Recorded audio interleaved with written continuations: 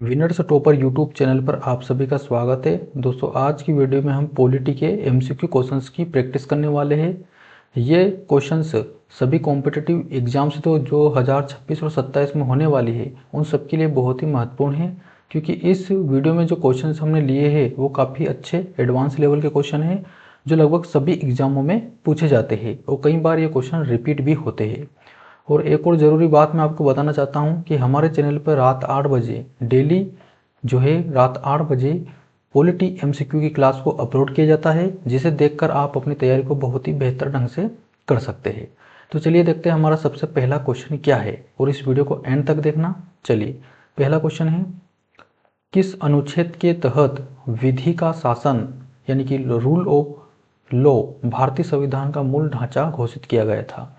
किस अनुच्छेद के तहत विधि का शासन जो है भारतीय संविधान का मूल ढांचा घोषित किया गया है? तो किस अनुच्छेद के तहत किया गया है? ऑप्शन देखिए, अनुच्छेद 13, अनुच्छेद 14, अनुच्छेद 21 या अनुच्छेद 32। तो किस अनुच्छेद के तहत विधि का शासन जो है एक भारतीय संविधान का मूल ढांचा घोषित किया गया है? तो इसका सही आंसर क्या हो जाएगा? अनुच्छेद 14। अनुच्छेद 14 में क्या बताया गया है? विधि के समक्ष समानता, यानी कि विधि के समक्ष समानता यानी कि कानून में सबको बराबर समानता है। तो ये क्या है? संविधान का मेन ढांचा है। इसलिए जो है उच्चतम न्यायालय ने इसको क्या कहा? न्यायालय ने इसको कहा कि ये संविधान का मूल ढांचा है। ठीक है, तो अनुच्छेद 14 जो विधि के समक्ष समानता बताता है, तो इसको क्या कहा जाता है? भारतीय संविधान का मूल ढांचा कहा जाता है। चलिए, अगला क्वेश्चन है, डॉक्ट्रिन ऑफ प्लेजर प्रसाद पर्यंत का सिद्धांत भारतीय संविधान के किस अनुच्छेद में वर्णित है? डॉक्ट्रिन ऑफ प्लेजर प्रसाद पर्यंत का सिद्धांत भारतीय संविधान के किस अनुच्छेद में वर्णित है? यानी कि क्या होता है कि जैसे कि राष्ट्रपति जो होता है वो क्या करता है? राष्ट्रपति जो है, मान लो रक्षा सेवा है या कोई नागरिक सेवा है, तो उनके लिए अगर कोई व्यक्ति जो है या कोई सदस्य जो है ये सेवा करना चाहता है तो सबसे पहले उनको क्या करना पड़ेगा? राष्ट्रपति की अनुमति लेना पड़ेगा। और अगर राष्ट्रपति चाहे तो उनको बिना पूर्व सूचना उनको उस पद से हटा भी सकती है। यानी कि राष्ट्रपति की इच्छा तब तक रहती है जब तक वो व्यक्ति जो है सेवा दे सकता है। तो ऐसा जो है किस अनुच्छेद में बताया गया है? तो अनुच्छेद 310 में बताया गया है। किस में बताया गया है? अनुच्छेद 310 में बताया गया है। चलिए, अगला क्वेश्चन देखते हैं, भारत के संविधान का कौन सा अनुच्छेद निजता के अधिकार राइट टू प्राइवेसी को संदर्भित करता है ना? भारत के संविधान का कौन सा अनुच्छेद जो है निजता के अधिकार को संदर्भित करता है ना? मतलब कि निजता का अधिकार यानी कि स्वयं के लिए। तो कौन सा अनुच्छेद जो है भारतीय संविधान में निजता के अधिकार को दर्शाता है? अनुच्छेद 15, अनुच्छेद 19 या अनुच्छेद 21 या अनुच्छेद 29। तो निजता का अधिकार कौन सा अनुच्छेद देता है? तो अनुच्छेद 21 देता है। ठीक है, अनुच्छेद 21 जो है निजता का अधिकार देता है। तो इस बात को आपको ध्यान रखना है। ये क्वेश्चन कई बार एग्जाम में पूछा भी जा चुका है। निजता का अधिकार अनुच्छेद 21। ठीक है, यानी कि राइट टू प्राइवेसी। चलिए, अगला क्वेश्चन है, अंतरराज्यीय परिषद की स्थापना किसके द्वारा की जाती है? अंतरराज्यीय परिषद, अब ये क्या होता है? यानी कि मान लीजिए राष्ट्रपति है, अब राष्ट्रपति को केंद्र और राज्यों के बीच में अगर कोई समन्वय स्थापित करना है तो वो क्या करेगा? अंतरराज्यीय परिषद की स्थापना करेगा। यानी कि केंद्र और राज्यों के बीच कुछ संबंध बनाने के लिए एक परिषद का गठन किया जाता है, जिसे क्या कहते हैं? अंतरराज्यीय परिषद कहते हैं। ठीक है, तो कौन करता है? जैसे कि संसद करता है या फिर प्रधानमंत्री या राष्ट्रपति या नीति आयोग। तो कौन करता है? राष्ट्रपति करते हैं। राष्ट्रपति क्या करते हैं? केंद्र और राज्यों के बीच जो है समन्वय स्थापित करने के लिए अंतरराज्यीय परिषद की स्थापना करते हैं, है ना? तो ये क्वेश्चन आपको बहुत अच्छे से समझ में आ चुका होगा। तो अगर वीडियो अच्छी लग रही तो वीडियो को लाइक जरूर कर देना, चैनल पे नहीं तो चैनल को सब्सक्राइब भी कर लेना और अपने दोस्तों के साथ इस वीडियो को जरूर शेयर करना, क्योंकि ये वीडियो बहुत ही इम्पोर्टेंट है और आपको अच्छे से समझ में आती है। चलिए देखते हैं अगला क्वेश्चन, भारतीय संविधान सभा की प्रांतीय संविधान समिति के अध्यक्ष कौन थे? संविधान सभा की जो प्रांतीय संविधान समिति थी उनके अध्यक्ष कौन थे? तो ऑप्शन है बी आर अम्बेडकर, जवाहरलाल नेहरू, सरदार वल्लभ भाई पटेल या डॉक्टर राजेंद्र प्रसाद। तो कौन थे प्रांतीय संविधान समिति के अध्यक्ष, यानी कि जो मौलिक अधिकार है उनके परामर्श देने के लिए, तो कौन थे अध्यक्ष? तो सही आंसर क्या हो जाएगा? सरदार वल्लभ भाई पटेल। सरदार वल्लभ भाई पटेल जो थे प्रांतीय संविधान समिति के अध्यक्ष थे। ठीक है, चलिए अगला क्वेश्चन देखिए। पंचायती राज संस्थाओं को संवैधानिक दर्जा किस संविधान संशोधन द्वारा दिया गया था? यानी कि जो है संविधान में पंचायत राज संस्थाओं को भी जोड़ा गया था, लेकिन किस संवैधानिक संशोधन के द्वारा जोड़ा गया था? तो ऑप्शन है 42वां संविधान संशोधन, 44वां संविधान संशोधन या 73वां संविधान संशोधन या 74वां संविधान संशोधन। तो कब जोड़ा गया था पंचायती राज संस्थाओं को, है ना? जैसे कि पंचायती राज जो है किस अनुसूची में है? तो अनुसूची 11 में पंचायती है और अनुसूची 12 में क्या है? नगर पालिका है। यानी कि अगर गाँवों में कोई समस्या होगी तो पंचायत, और अगर शहर में कोई समस्या होगी तो नगर पालिका। तो पंचायती राज जो है अनुसूची 11 में है और नगर पालिका अनुसूची 12 में है। तो ये जो 11वीं अनुसूची जोड़ी गई थी ये किस संविधान संशोधन द्वारा जोड़ी गई थी? ये क्वेश्चन का कहने का मतलब है। पंचायती राज संस्थाओं को संवैधानिक दर्जा कब मिला था? तो जब 73वां संविधान संशोधन हुआ था। जब 73वां संविधान संशोधन हुआ था तो उस समय जो है संविधान में 11वीं अनुसूची को जोड़ा गया था, यानी कि पंचायती राज को जोड़ा गया था। 73वां संविधान संशोधन कब हुआ था? 1992 में हुआ था। चलिए अगला क्वेश्चन देखते हैं। भारत के नियंत्रक एवं महालेखा परीक्षक CAG की रिपोर्ट की जांच कौन सी समिति करती है ना?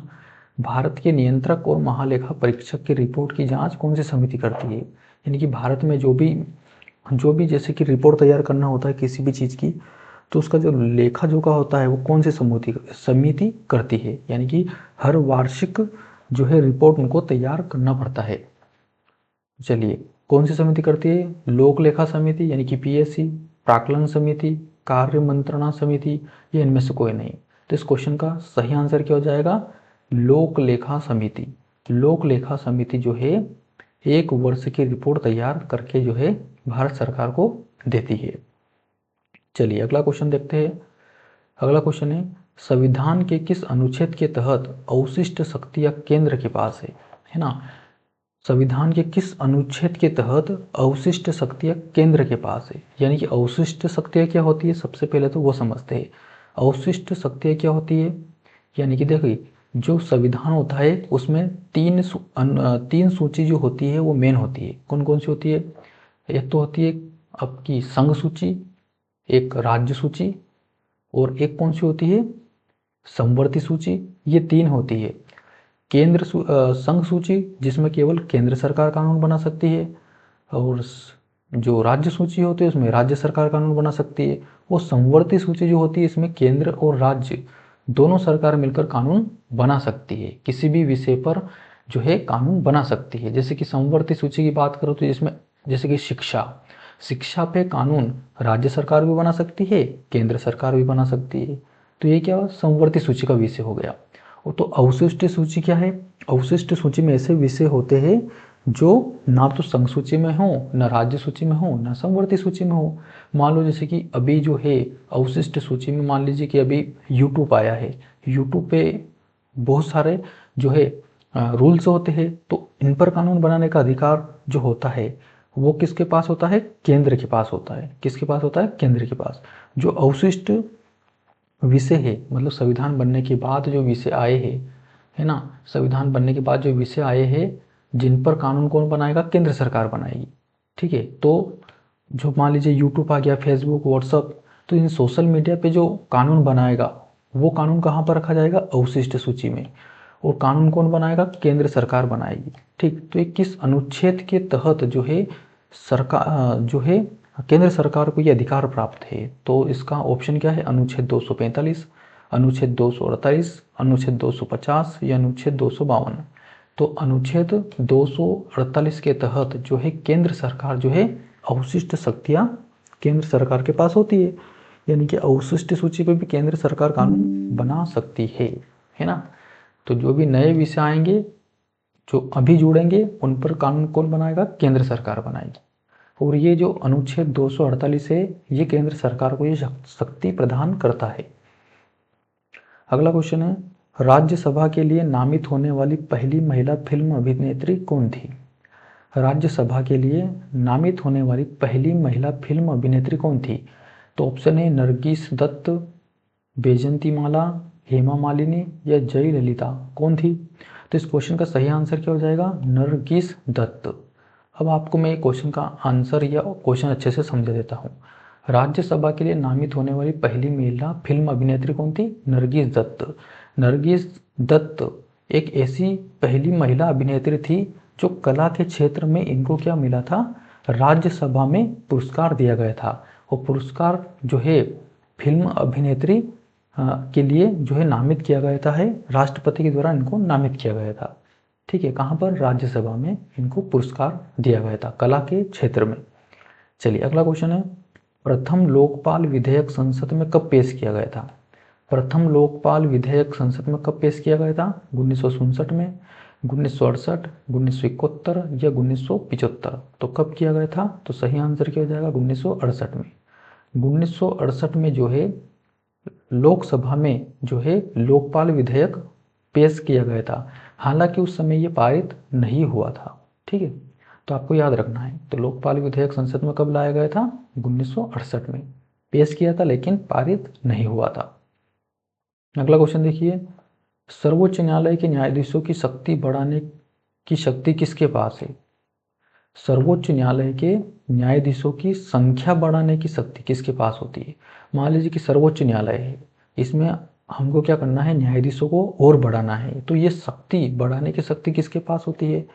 ऑप्शन है राष्ट्रपति, मुख्य न्यायाधीश, संसद या विधि मंत्रालय। किसके पास होती है? तो संसद के पास होती है ना।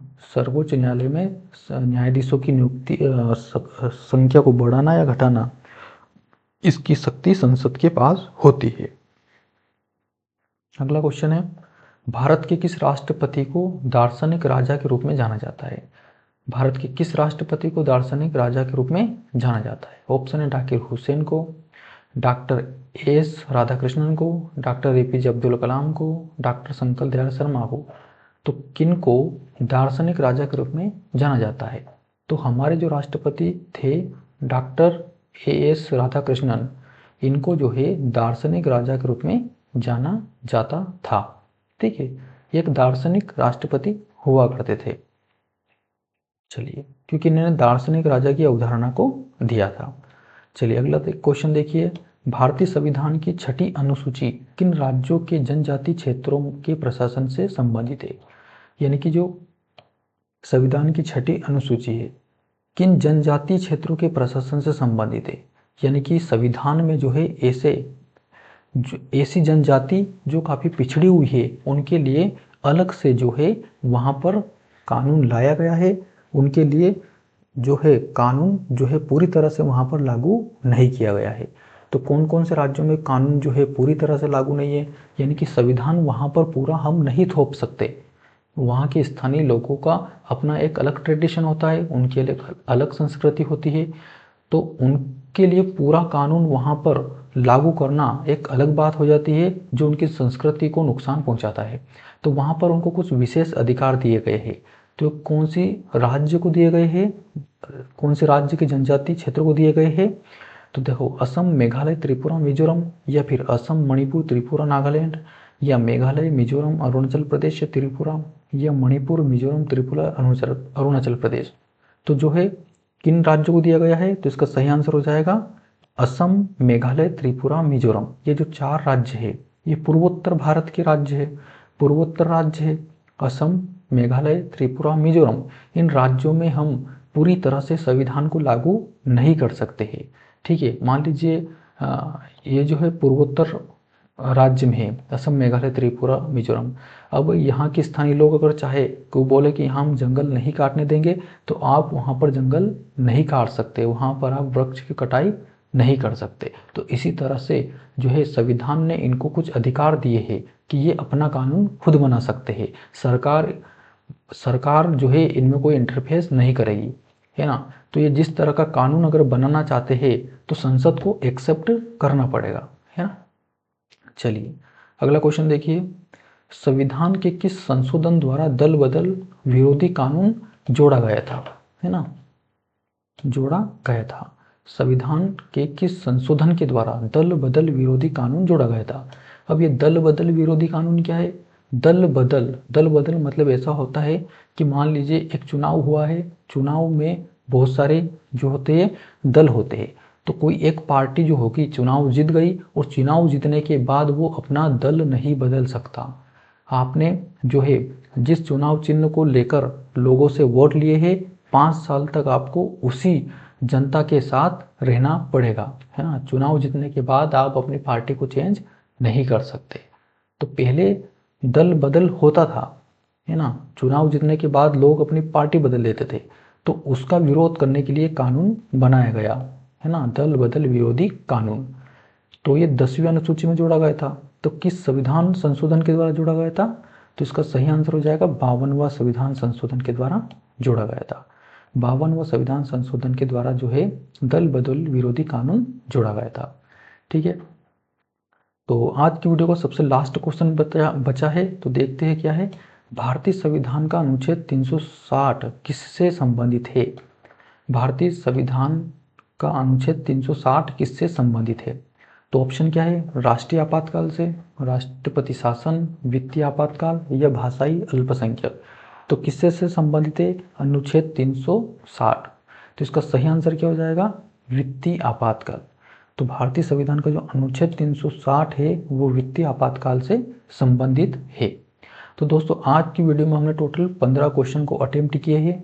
ये क्वेश्चन बहुत ही इंपॉर्टेंट क्वेश्चन है जो एग्जाम में अक्सर पूछे ही जाते हैं। तो इन क्वेश्चन की आप अच्छे से रिवीजन कीजिए ताकि एग्जाम में जब भी इस तरह के क्वेश्चन आपको दिखाई दे तो आप आसानी से बना पाओ। मिलते हैं अगले वीडियो में, तब तक के लिए जय हिंद।